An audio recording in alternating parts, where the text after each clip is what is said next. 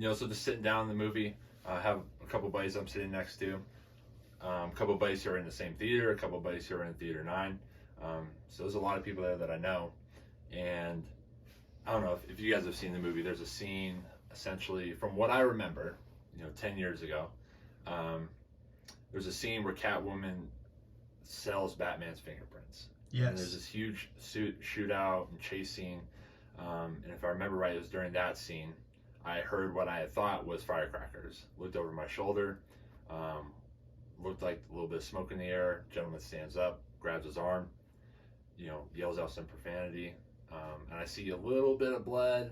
And so in the back of my mind, I'm thinking kids are at the top of the theater tossing down firecrackers, just trying to scare people, playing to the theatrics a little bit.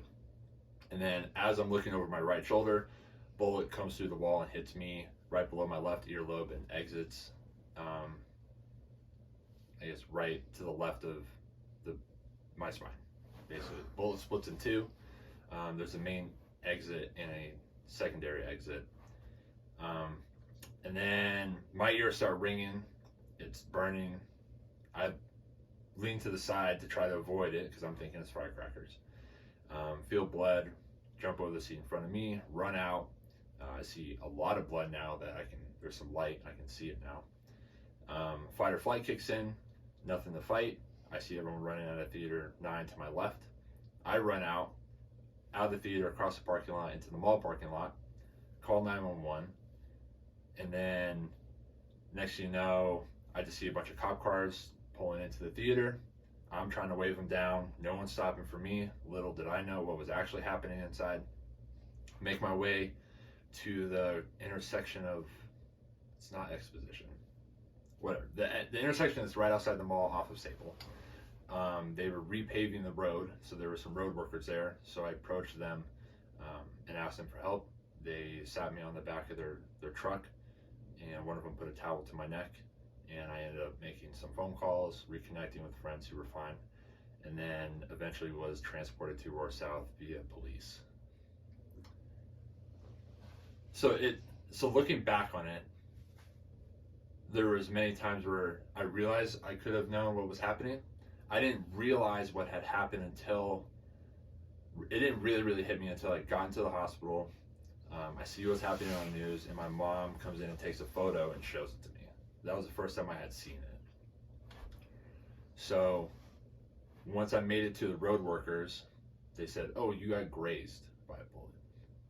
You just got grazed." Maybe they told me, I met up with them later, and they said it was a strategy to maybe calm me down because they wasn't sure I was going to react if they had told me that I had an in and out gunshot wound. I just assumed since they were working in Aurora, they were like, "Hey man, we've seen all Yeah.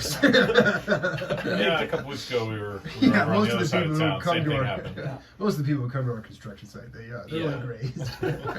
And so they had told me that I got grazed, and it kind of hit me a little bit then. But again, not visualizing, not seeing it, it's hard to put into perspective. And then also calling 911. As soon as I got out into the parking lot, I remember the dispatchers, saying Aurora Theater shooting, we're on the way. Because I would imagine they're getting flooded by calls. But still, that didn't hit me. So you were still thinking they were firecrackers going on inside? Yes and no. Oh, there was a point where I didn't know exactly what was still happening, based off of just my initial thought of firecrackers, and now it's like I don't know what's going on. How was it for your family trying to get a hold of you? Or you said you were able to make some phone calls. Were you able to tell them that you were, still alive at that point? Yeah. So it's actually kind of funny. I remember sitting on the back of the truck, and I hand the phone to some other guy who was there, and I was like, "Hey, can you call my mom and tell her what's happening?" And why did you do that? Because I don't know. I was okay. Like, I was like, you can probably explain what's happening. Maybe you know what's happening. Okay. You just didn't want to. You didn't want that. You didn't want to have to deal with that in that moment, kind of deal.